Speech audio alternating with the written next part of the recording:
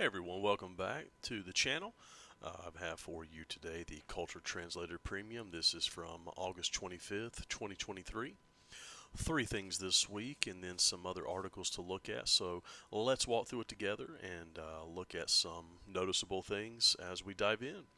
First up, you'll see we have something in the air, and it gives you the description. I want to talk about this one a little bit. It says what it is: TikTok posts and YouTube shorts called subliminals are taking over teens' feeds, promising to fix the effects of quote unquote school air. What does any of that even mean? Quote unquote school air refers to a distinct phenomenon that may even feel familiar from your own teen years. When you check the mirror one last time before you head for the school bus, you look stylish, fresh, ready for the day. But the minute you catch a glimpse of your face in the bathroom mirror at school, something strange has happened. Your hair is limp, your outfit is wrinkled, and your face is breaking out. Teens call this the quote unquote school air effect. Something interesting culturally that I highlighted at the bottom in the yellow was how they are talking about school air and what this looks like in the YouTube and TikTok post. Um, it's an extension of what the article is saying is manifesting, or the law of attraction. And this is really something that young people are drawn to. And probably, to be fair and to be honest, a lot of people are drawn to this idea of manifesting, which is I can speak out into reality. I can speak into the world. I can speak positivity. I can speak things almost into existence for myself. That's really kind of the belief that is in action there. Law of attraction. I will speak things that will come my way. Um, and sometimes when you're dealing with young people in particular, they're trying to figure out all kinds of things. They're trying to figure out their identity. They're trying to connect that with what their group identity is and what group I should hang out with. You can sometimes fall into, we'll just call it a trap, where manifesting, law of attraction, these types of things can really, warp your mind and kind of just connect with you in a way that you just kind of buy into what you believe it's going to give you. So it has to start the conversation. It says, have you ever seen a video that promised to change something about you? And if you did, maybe have that conversation with someone in your life. Maybe talk to your your child, whatever it might be, and just kind of see, what was it that was attractive to you? What was it that made you think, man, I need this in my life? And so that is number one, three things this week, something in the air. Let's scroll on down. Number two, alien landing. I put bad name, but hey, cultural landmark. What is it? Ahsoka debuted. Uh, my family, we watched the first two episodes as of the recording of this. They're the only two that are out right now. Loved it. It was great. Wish I would have went back and watched Rebels and some other things to be prepared. I knew enough to kind of have an idea of the things I needed to pay attention to. Kids had a lot of questions, but it's just really enjoyable. And just watching the show, getting caught up. To me personally, it felt a little slow at the beginning, but it seems lately like a lot of these things are slow in the beginning, and then they just sort of accelerate and take off. For what it's worth, it is a cultural landmark. People will be talking about this. Young people that are maybe in your life or friends that you have talking about this too. Maybe you get together, have watch parties or whatever. But that's number two for the week. Alien Landing again. Bad name, but hey, cultural landmark. This is Disney Plus's Ahsoka. Let's go down to number three. Non-playable. I wrote techno influence and agency control. And I'll camp here for a little bit because as a gamer, I just found this really interesting. I heard this concept a couple years ago, and the concept is referring to people as NPCs.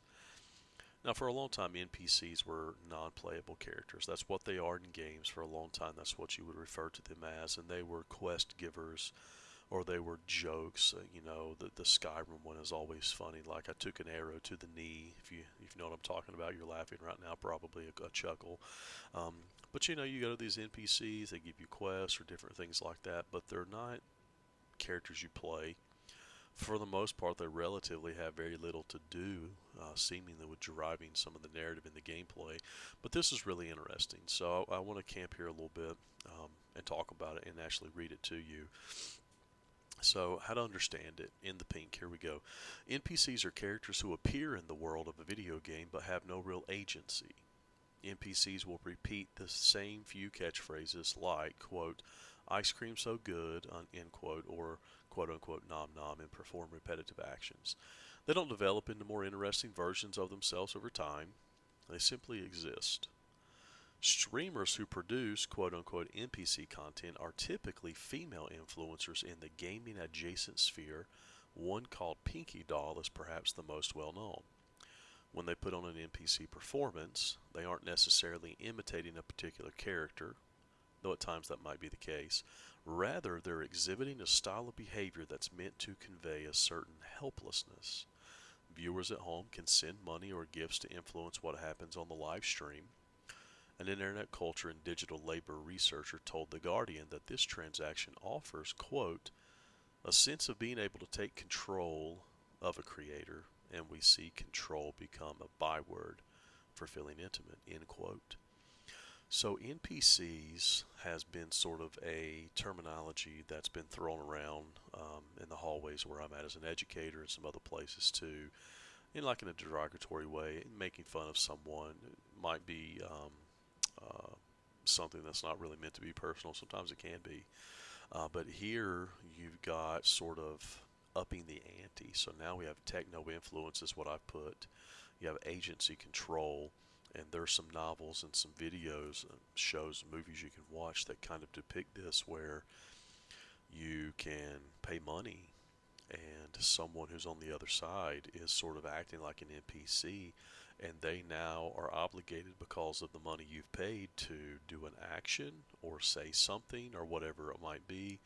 And we have shows that are a little softer on this that you guys have probably seen just on major TV. But this is something just to be mindful of, just to kind of listen to the vocabulary of the people that are in your life. You have young people in your life, maybe ask them about this. Um, maybe even ask with, start with this question. Have you ever heard of someone referring to themselves or someone else as a non-playable character?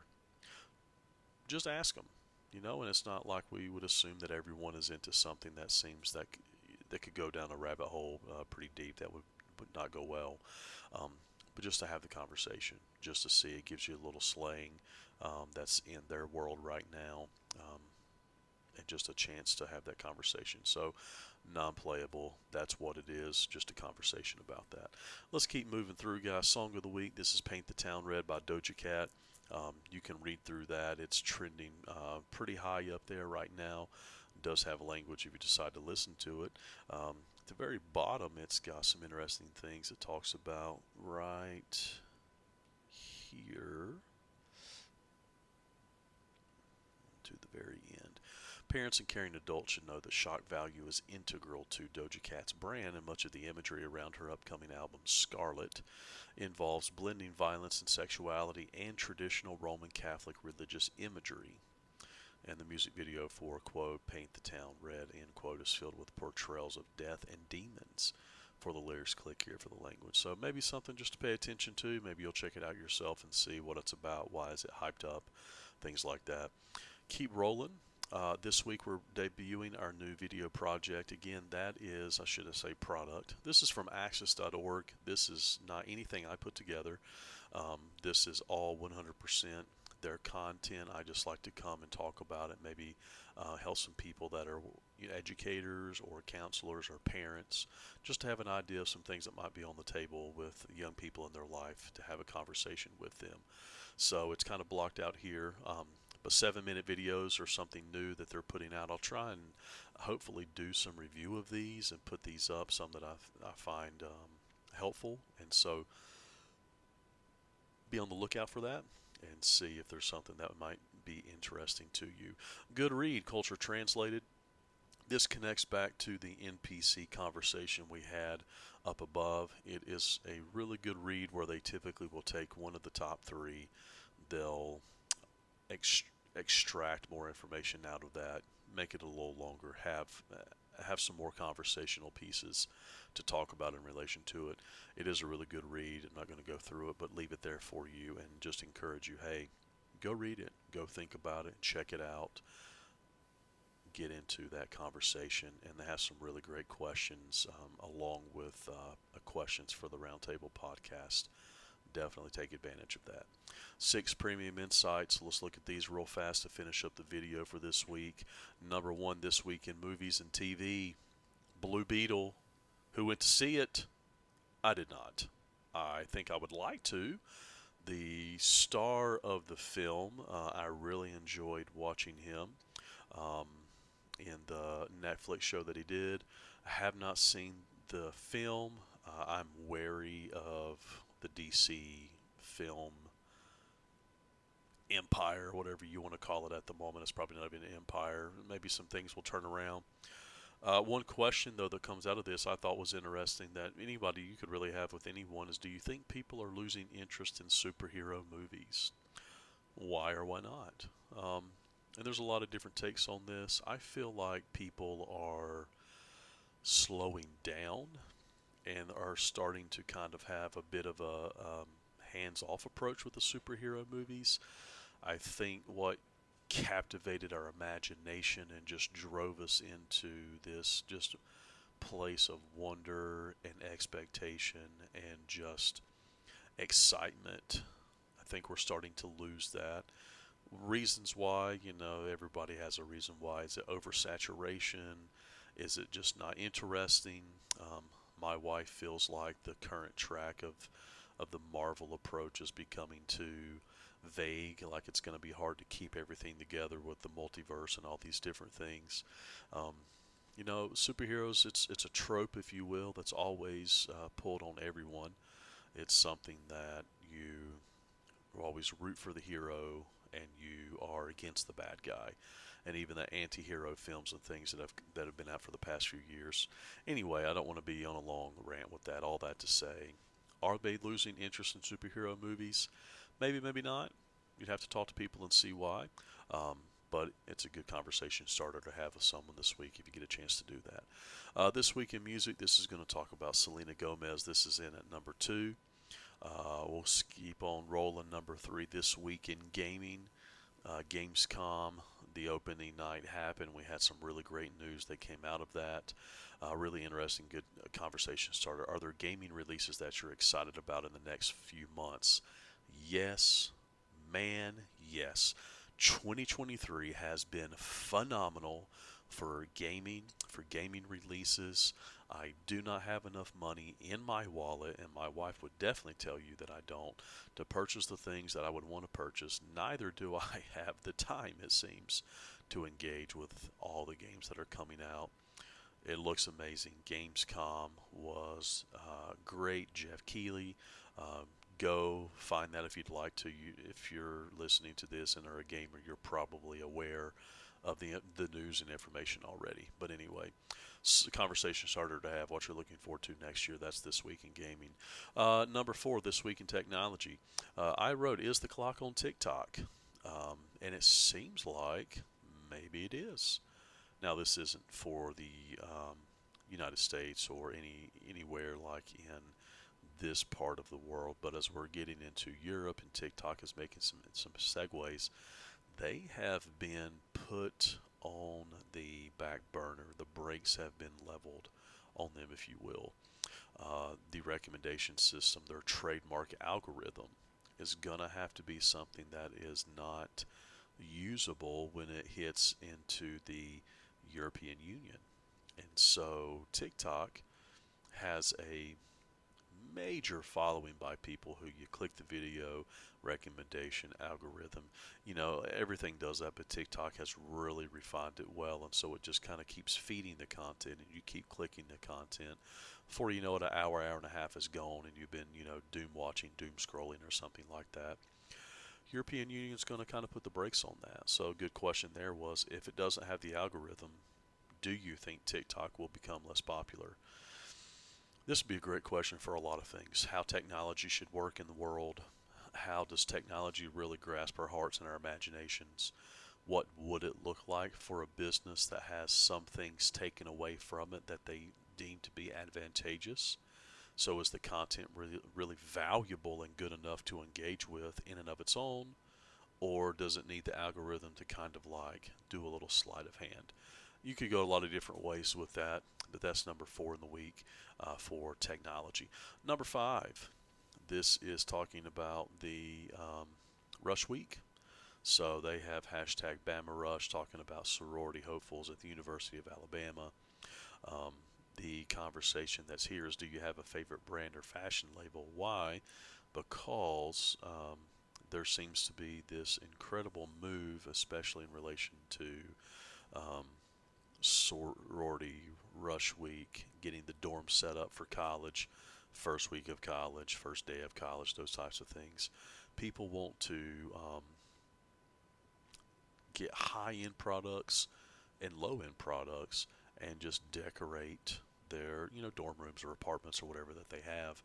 And so there's sort of a back and forth between what consumer loyalty is actually doing. If you want to read a little bit more about that, there's an article conversation you could have with someone. Maybe you have a student in college that has just headed off or is about to this week or last week. Something to think about. Last one is This Week in Faith. This is a question at the very bottom. Really talks about those that are called quote unquote religious nuns. This could be a really interesting conversation to have if you were religious or non religious. But the question is, what would be lost if you personally stopped attending church? I know that doesn't hit everyone. It might hit some people. And even if you don't attend church, you could even have a thought about what would that look like if it doesn't happen. What's interesting here in the story was that Perry Bacon Jr., he apparently was a professing Christian at one time. He left, but he is longing for the community of the church that he experienced when he was a professing Christian. And so there seems to be this tendency of, if someone's working through what's called deconstructing their faith, deconstructing their upbringing, trying to think about what it looks like to be more mindful about what they believe and why. Um, One thing that seems to be missing, a piece that is longed for, is community. And that's not to make a statement and say that the only healthy community you could find is in a church or a local church. But it's interesting that this kind of brings out this idea that community is something that should be personal and engaging. It's something that you yearn and desire and want. And so for those that are church attenders, or even for those who maybe never have attended but look at it and maybe they think there's community here, could be a couple good questions. What do you think would be lost if you personally stopped attending church? Do you think there's anything to be gained by going to a church? Do you look at a church and think everyone there is a hypocrite or bigoted or something like that, so that there's nothing that would be gained? The community is basically poisoned or something like that. So it could be a good conversation for a lot of different angles. And so that wraps up this week's Cultural Translator. Again, a lot of good stuff this week, a lot of things that really stand out. I'm going to scroll back up here, guys, to the top. This is, one more time, the Culture Translator Premium. This is from axis.org. You can go to their website. You can subscribe to get this as a newsletter in your email every Friday, and I want to bring it to you on my channel. Please give me a like, hit that subscribe button for more content like this, gaming related content and other things as well. And until I see you next time, think well and be well.